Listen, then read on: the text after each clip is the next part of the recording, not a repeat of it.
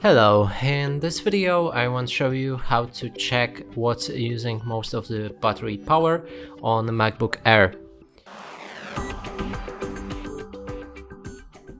And to do this we'll need to click in the top right corner of our screen where the battery indicator is, and here you can see that using significant energy is League of Legends installing launcher. Now, if you can't find the indicator right there, you will need to open your system settings and then go for the control center.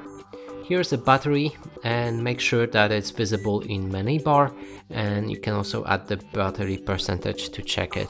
And that's it for this video. Hope you like it. Please consider subscribing to our channel, leave a like and a comment below.